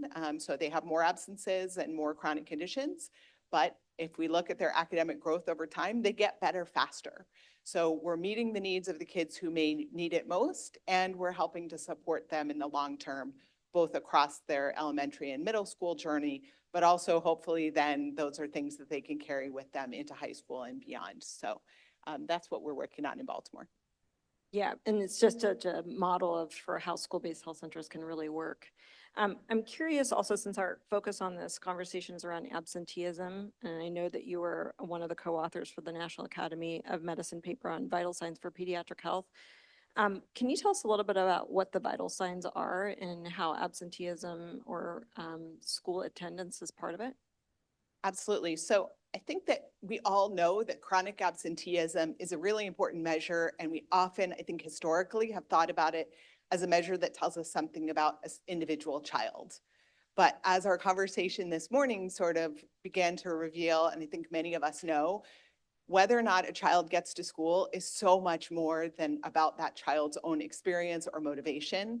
While certainly that may be part of it, it is a much broader opportunity to think about what does this child need, what does their family need, what does the school need, and what does the community need in order to help them be excited to go to school, stay in school, and have all the tools that they need to stay there. So the vital sign is really a way of holding ourselves accountable to that. It's a way of tracking chronic absenteeism both at the school level as well as aggregating schools across in a community. So for example, across the district, to be able to look at potentially the impact of a place like Children's National that is so visionary in supporting chronic absenteeism prevention and helping kids get to school. So it's an opportunity to catalyze partnerships between the health sector and the education sector to really think about what do kids need to get to schools. And it's something that I think overall, we've spent a lot of time thinking about health indicators, and we really need to think about school indicators as a way of telling us how we're doing in impacting kids' lives. So it's been an under-leveraged opportunity, and I think many people in this room have really led the charge in trying to get health and education folks to talk to one another and to be more discreetly partnered. Absolutely. And one of the health vital signs that we often look at is in population health in particular is unable to reach or lost to follow up, which is essentially the same kinds of concepts for school. Dr. Rhodes, I'm going to address this question to you, and then it's for everyone else on the panel. What are some of the barriers that health systems and providers have experienced when working with schools? And how has your initiative really overcome it? You may have already answered this to some degree during your opening comments, but I'm curious on your further thoughts. Sure. I will say that the school partners and other community partners have really been fantastic. I think two things I want to highlight are trust. So just because we have the brand of Children's National doesn't necessarily mean that families will trust the mobile medical program. And so, and even though the families have need, sometimes they just are not used to receiving their care on a mobile unit. So the way that we can kind of overcome that trust is to potentiate our partnerships through partnering with the schools, right? So you have a school and the school health center or the school nurse that is a trusted resource.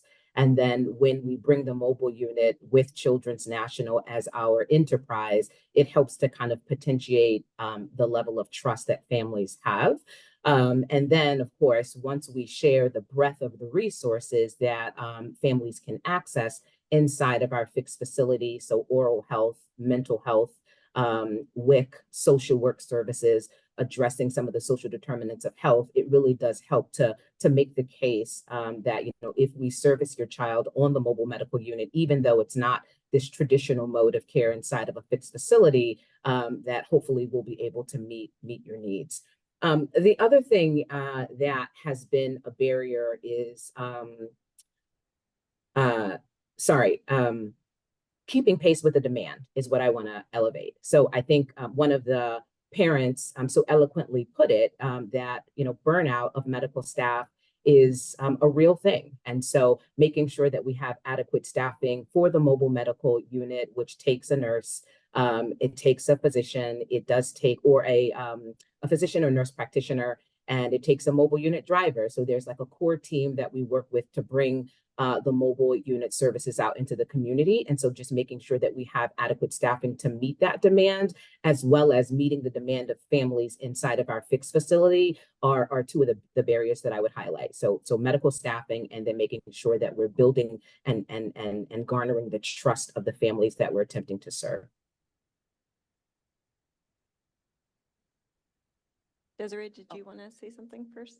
Sure, I'll say a couple. I'm sure we'll cover a few of them across the panel. One of the issues, one of the barriers that we are experiencing is and Dr. Rose, you said this with trust, but being able to show up. You need to continuously show up. We heard it from Maya, and the work that DC PAVE does is that you have to show up. And there's competing priorities. We have the health and education sector, and thinking about the competing priorities that each organization has, focusing on attendance. So having the schools focus on attendance, the healthcare system recognizes that, and the opportunity to focus on that.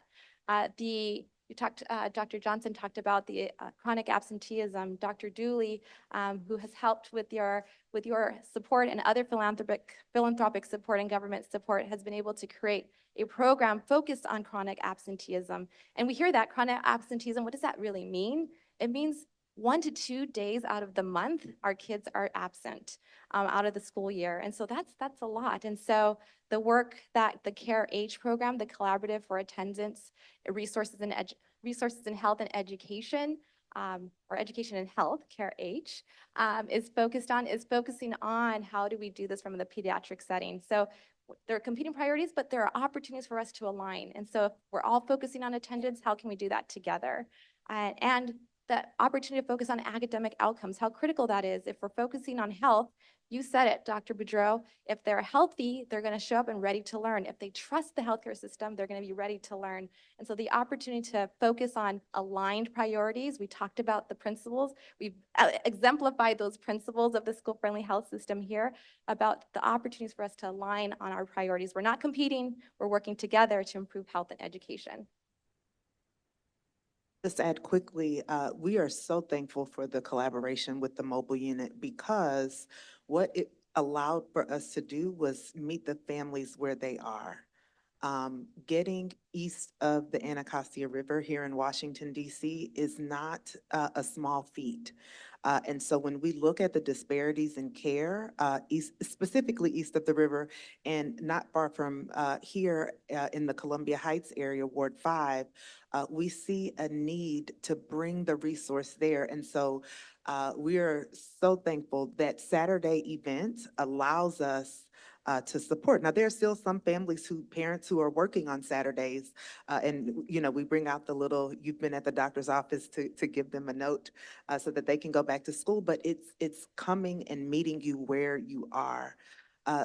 One issue that I'll raise as a barrier is the compensation. So we talk about the staffing, but getting out and saying, understanding your needs, those social determinants, it is a challenge for us because we cannot build, there's not always a CPT code for talking to a mother who is struggling. When we have a parent who's struggling at the event and needing resources, we can't bill for that. And so to ensure the longevity of these programs, we are dependent right now on organizations like United Health Foundation who invest in this and allow us to do that work with excellence without having a code attached where we're sending a bill. And so if we had if there were alternative payment models that would allow for us to manage the health of our communities, instead of having to manage sickness and symptomology, I think we'd be much better positioned to support these community needs.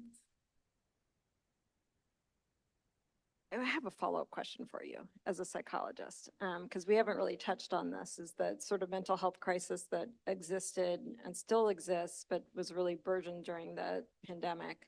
I'm just curious about school-based health as a place for mind, body, spirit to be addressed. So when I was in practice, we talked about the importance of integrating mental health and physical health. And so just like we said, you can't be healthy if you're not educated, and you can't get educated if you're not healthy. You can't deal with your physical challenges if your emotional challenges are not met. And so I tell people all the time, if I'm hungry, I can't do algebra. And so if you're dealing with one of our nurses who unfortunately passed away last year, when I did my tour, when I joined Children's, I'm sorry, I have my back to you all.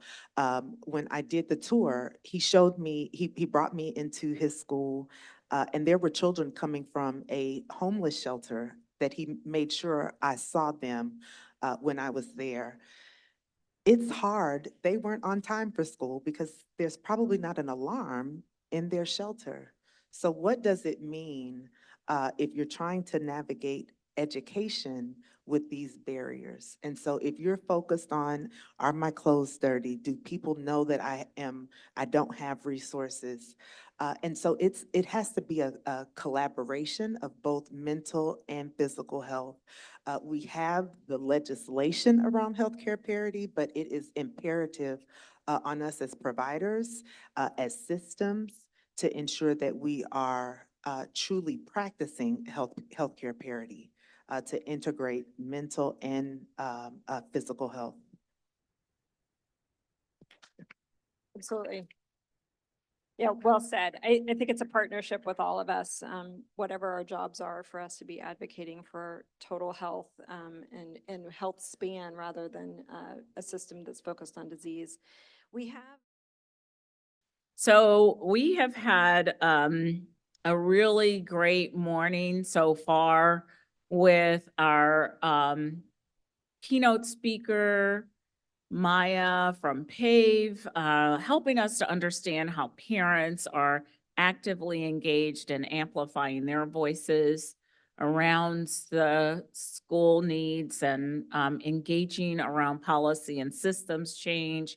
You just heard from our first panel about how there are programs in place looking at issues around chronic absenteeism, especially as it's related to healthcare needs and healthcare conditions. We are absolutely committed, and I will say it again and again, to opening our spaces for all voices, diverse voices, and want to make sure that you have an opportunity to be heard on all your experiences, because it helps us to be better. And so without further ado, we are introducing some new voices in this next panel, led by Dr. Renee Roberts Turner. She's going to introduce herself, but we're looking at issues around youth voices and youth engagement across the region. And so it's going to be a pretty exciting time because in addition to all the adults you see up here on the stage, we're also going to hear from a youth.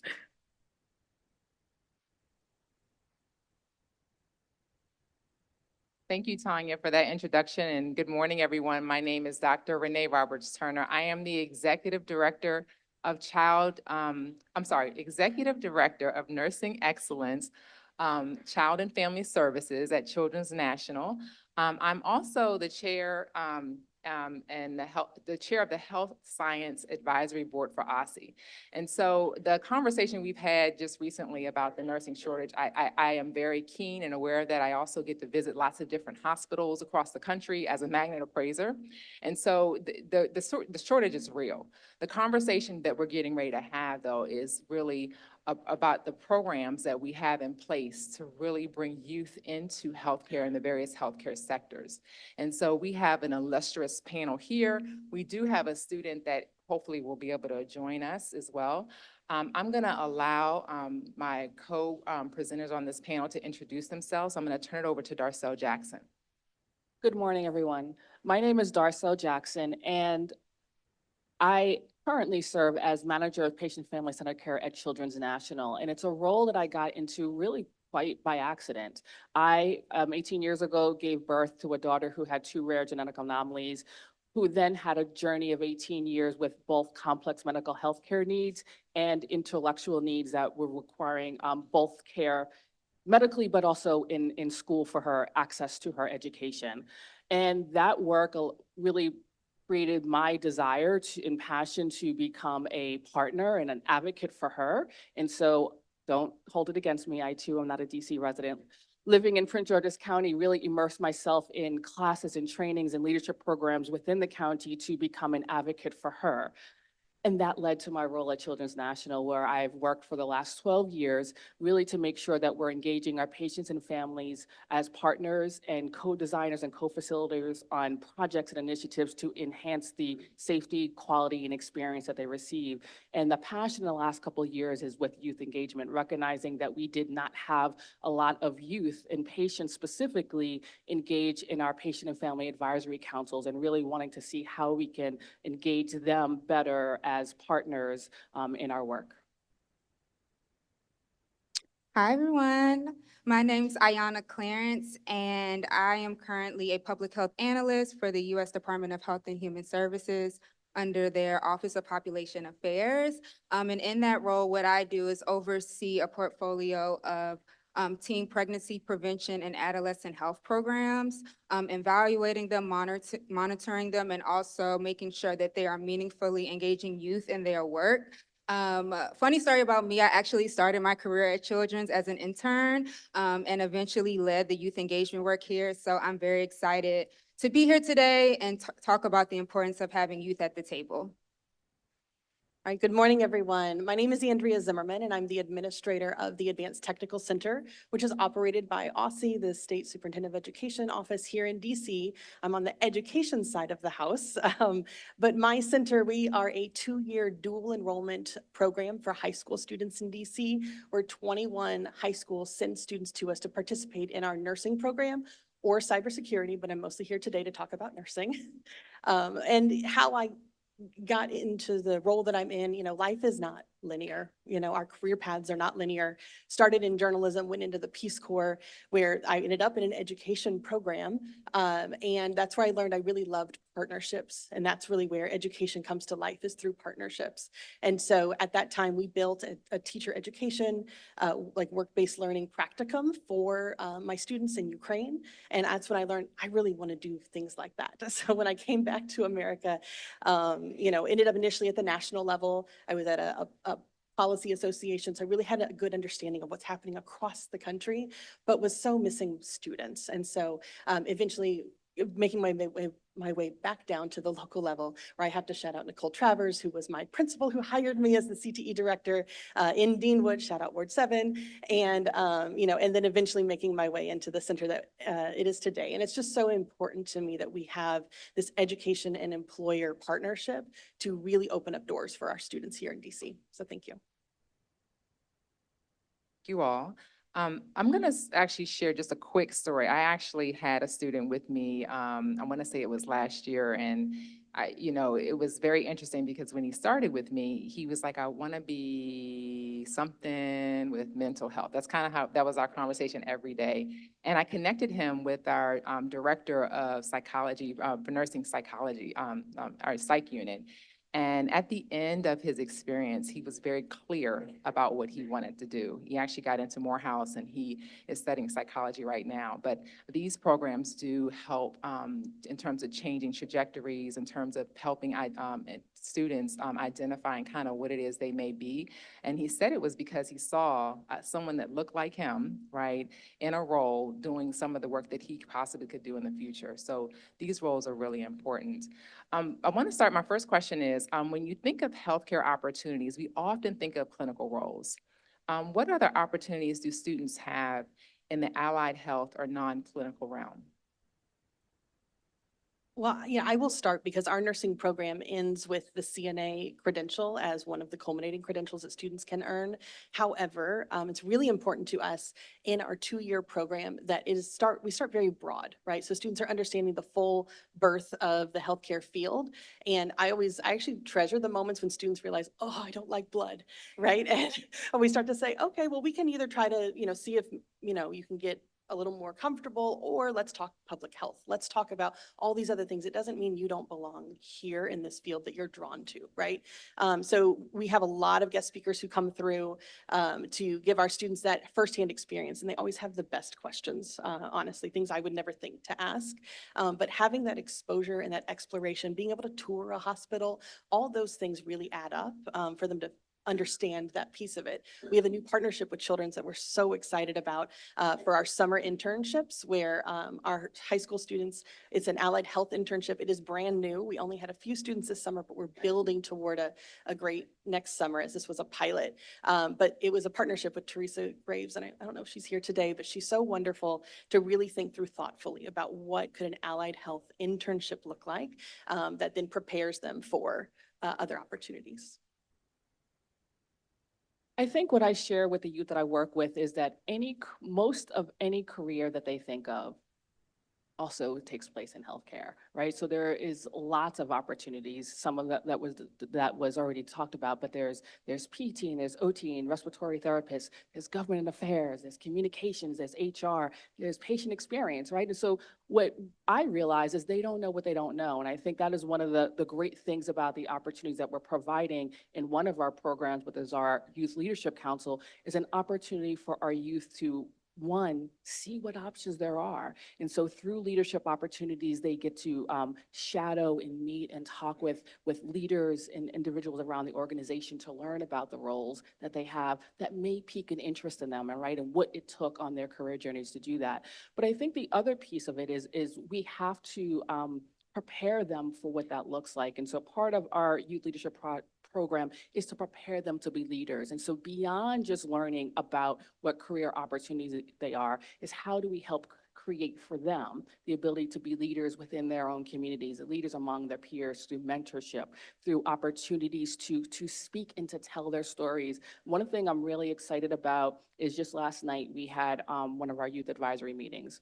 And we currently have really, really engaged patients that are patients of Children's National who are part of this program. And what they really want to do is to still tell their stories. One, to be able to help teach our medical professionals what their experience is like on the other side of the bed, but also to help be mentors to their peers of saying, how do we utilize our stories? So what training we gave last night is really on how to effectively tell your story. And that's just one of many stories and one of more that I'll share. But I think the important thing for us here is that they don't know what the options are and where the opportunities lie. So it is for us to really to expose them to those.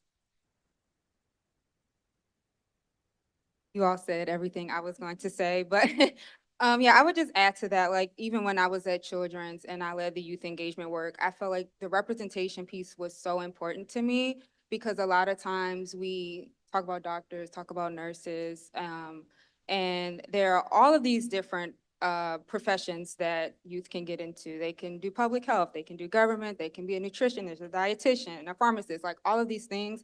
But a lot of times in these communities, we don't see people who look like us in these roles. And so what I think is the most important is the representation and not really relying on youth to figure it out for themselves. I feel like we have we have a purpose here in making sure that they're able to see that these opportunities exist and create a platform for them to obtain that. I love that because I think the piece around they shouldn't have to figure it out themselves is huge. Because imagine how much time is saved, you know, if we could help really guide and show and share. I think the sooner they figure out what it is they might want to do, right? Because that shifts. I think you spoke to that, that, you know, our career trajectories change. I thought I wanted to be a physician. That's not what I'm doing right now. So, but I think helping them figure it out early on is really important. I'm gonna change our direction just a little bit and ask a question around barriers. What are some of the barriers that youth experience while they complete these types of workforce development programs? Compensation, compensation, compensation. Like literally, that is what it is. I mean, I don't know. I think about when I was in school and trying to do an internship and also having to work. It's hard, you know, and I think a lot of times unpaid internships are offered or an internship that's not of living wage, let's say, you know, and then you're stuck between a rock and a hard place. And I think a lot of times because of that, a lot of youth do not get the opportunities that they should have. So I would say we do need to do a better job of compensating youth for the work that they're doing. I think about when I was with the DC Primary Care Association and I led our DC network for expecting and parenting youth. That was something that was extremely important to us because we were trying to engage youth, but we noticed that they were dropping off, and that's because they had to work full time. And we immediately recognized that and moved our funds around and tried our best to compensate them. Not only that, but provide transportation, right? Like provide food, like their basic needs. You know, all of those things I think are important, and they can be barriers for youth getting these type of opportunities. I will add to that, compensation is probably key, I think, to everything that was just said, but also access. I think one of the things that's really important is that when we have to make sure wherever we're providing these opportunities that our students can access it. And so some of that is what was mentioned is, are we providing compensation? Are we providing Metro cards for them to take mass transit? But everything is not also in a place that's easily accessible through mass transit. So are we also developing and partnering with our community partners where we may be able to have sessions and workshops that are in their community where it's really easy to get to, but also meeting them where they are with time. You know, these are young adults who are functioning with school, who are operating some of the family demands and burdens that may then come with having less time. And so really asking them, if you're going to participate, what does that look like? And so one of our youth projects was Project Insight, where we asked the youth and they wanted the courses on Saturdays. And so we made that happen in the community with our community partners. So not only could they get to it and they were compensated it, but it was in their community and on a day where it was not necessarily impacting with school and family functions.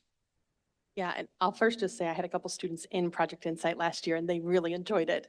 The ATC exists literally because of some of the access barriers that were happening inside high schools. It's expensive to run a general nursing program or even a healthcare biomedical program inside a high school. School leaders have limited resources and lots of choices to make. And so the ATC was created because only 5% of high school graduates a few years ago even had access to a healthcare related program inside their high school. Now 21 schools are able to come here and school leaders don't have to always make a choice of, you know, do I shut down this program to create this opportunity, et cetera, because students can come to us, do their nursing class with us, and then they go back to do their English, math, science, et cetera, at their home high school. So that is one of the things that very much OSSE's always looking at, these equity barriers, and that was certainly one of them. But we knew we couldn't stop there, because how do we figure out how to get students to our center in a timely manner and back for class, or what that might look like? We're based in Ward 5 in the Eckington neighborhoods. Come visit. But not all of our students live in Ward 5 in the Eckington neighborhood. In fact, 40% of our students live east of the river in Ward 7 and 8. And so transportation is a key portion, not just getting them from their high schools to us and back, but if they're in our morning class and they have to come from home down in the Blue Plains area and Southwest, and they're taking 2 trains and a bus and then walking, and it's 2 hours by public transit for them to just get to us, right? So we then put in transportation supports for those students on both ends in the morning, but also in the evening, because by November at 4 o'clock, when our last session ends, it's dark. Exactly. I heard you see, it's dark, and it's a safe passage concern. And so for our families, for our students, and for us, it's incredibly important. The last thing I'll say is on the compensation piece, we're so lucky at OSSE to have 2 internships that we can offer our students in the summer and during the school year that pay $17 an hour, which is far more than what some of our internship programs are able to pay our students. And it, again, removes that choice that they have to make. And for the school year program, they also have that transportation piece, because students are often going to their internship after classes and finish at 6, 7, 8 o'clock at night, and then have to travel, right? So yes, and to all those things. Right, thank you all, thank you. Another question I have for you is around shifting or changing over time. So can you share with us how the youth health career programs have changed or adapted over time? And what are the potential future changes or trends we need to be aware of? So I think for us, when we first started our youth work at Children's National, it was really us wanting to tap into the voices of our patients to understand their experiences and how we can utilize those experiences to enhance the care they receive.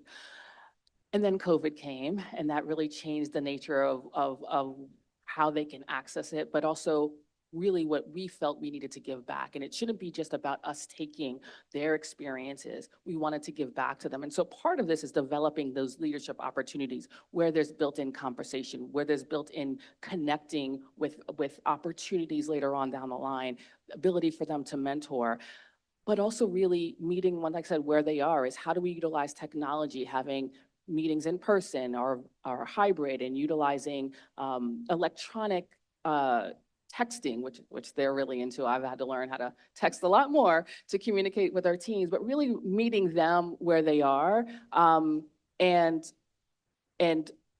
giving to them for all that they're giving to us was really hugely important.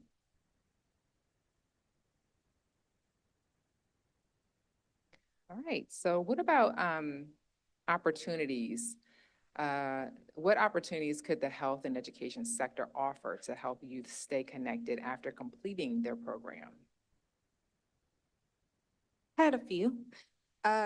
So a few things. I think that there should be more mentor-mentee opportunities involved. I think having like youth graduates, right? Pairing them with youth who are currently in your programs is very helpful, because a lot of times this is the first time youth are being put into professional settings, and they're having to navigate a lot of things that they don't learn in the classroom. And I think it's important for them to have a youth who has already experienced, the program, that they can feel safe with. You may not always want to go to your boss about certain things, but being able to connect with another young person who may be further along in their career and they've been in the program, I think that connection and relationship piece is so important. I also think bringing youth back to do panels to talk about where they are, and even shadowing opportunities, having youth shadow youth who have grown in their careers, see what they're doing. I think, again, representation, right? Like that piece is so important. So yeah. I'll just add, I should have said at the top too, we just started in 2022. So we just graduated our first cohort of students. So I don't have a lot of data yet, but we thought about that from the beginning of what kind of connections do we want to have with our students and what pathways and opportunities we want to connect them to when they're done. So it's not that you're done with our program, we wish you the best, and we'll never be connected again. That was one of the reasons for the genesis of having a dual enrollment, which is college credit while you're still in high school. Our courses are articulate to Trinity's School of Nursing prereqs, not all of them, but many of them, and they walk away with about 15 college credits that go directly into Trinity's School of Nursing prerequisites, right? So and it was important, right? So we're not just giving college credits to give college credits and it doesn't go anywhere, right? And it's about building a pathway that connects these high school students, puts them on a guided pathway into their future and whatever that may look like. I know I saw Miss Maureen somewhere. The Conway program is amazing. It's so excited to shout them out. Yes, please. We want to put more of our students in connection with those kind of programs that are investing in our students. And then the other piece too is that we recently got an investment from Bloomberg Philanthropies to not only open a second center in Ward 8, so I should have mentioned that, it's coming in a couple years, but also to create a bridge program that's for all health science students in DC, high school students specifically, that if they're not sure that college is the exact next step they want to go on, this is a bridge program that connects them into apprenticeships and things like that, kind of almost like a gap year, so to speak, partnering with the DC Hospital Association. I know Children's is a part of that conversation and some others. But again, creating more opportunities for students, that it's not just college and then it's a vacuum, right? And we're not saying what those other opportunities are. And it's very important that we illuminate those.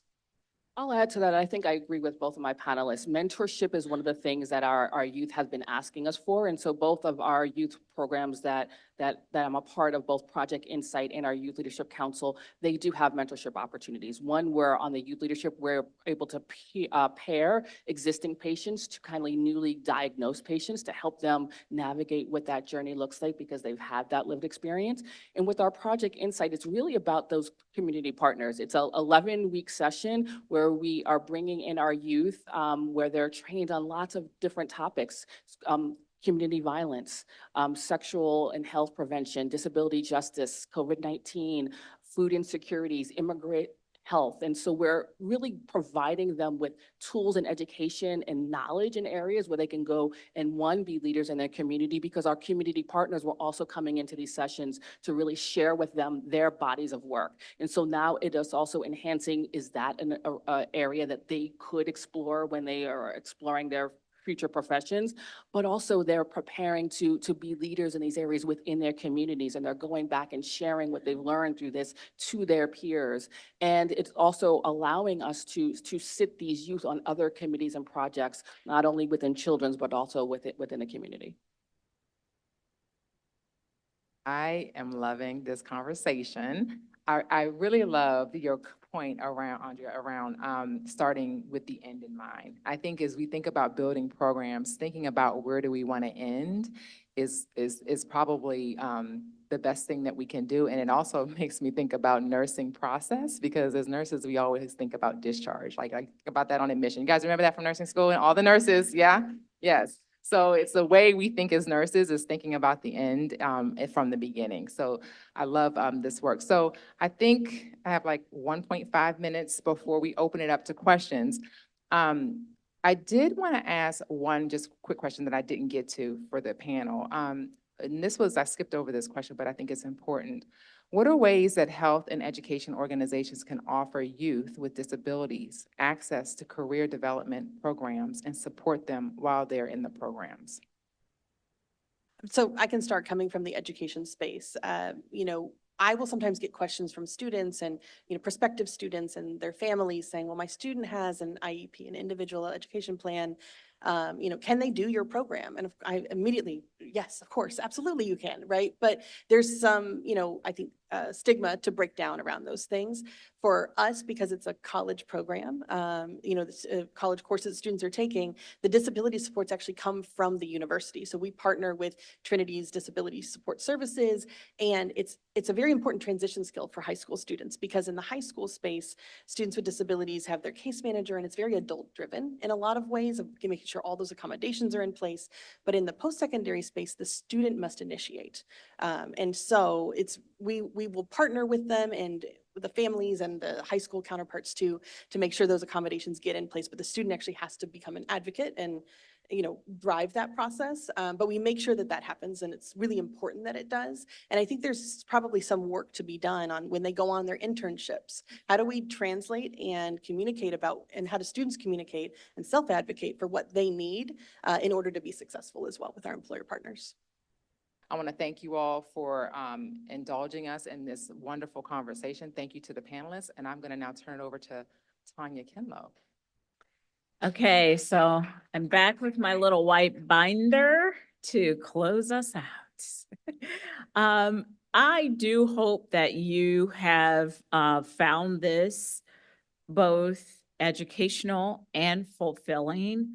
I do hope that you have found a space where you feel comfortable raising your hand, asking questions, sharing your thoughts and opinions.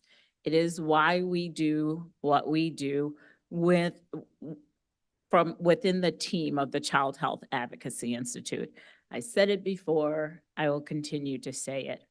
I would like to also ask that you join me and thanking again all of our presenters and moderators and the team from the Child Health Advocacy Institute who helped to make today possible. If you are in the room, please stand, including you guys on the stage. Stand.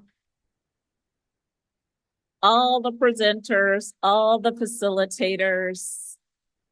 Yes, yes. It was not without some planning that we came together, and the people who you just saw standing took their time to, invest in developing their presentations, being prepared to answer your questions. And so we just want to make sure that we respectfully show our appreciation. Our CEO, Michelle Riley Brown, was supposed to be here today to close you out, but unfortunately, she is under the weather and could not join us today. But she did ask me to share with you also her gratefulness for the time that you have invested in sharing with us today. She also wanted me to, again, publicly thank the United Health Foundation, Jennifer Mandel, who is the vice president from United Health Foundation, was here earlier, for their very gracious and generous support of the work that we're doing, to express appreciation to the leaders in the room from DCPS and OSSI, and from DC Health and the DC Department of Behavioral Health and DC Public Libraries. All of you are important partners to Children's National and the work that we do in engaging our shared constituency, our children. She wanted me to again acknowledge our school nurses who are here in the room, and her words were, "We thank you and we wish you a wonderful start to the new school year." So thank you.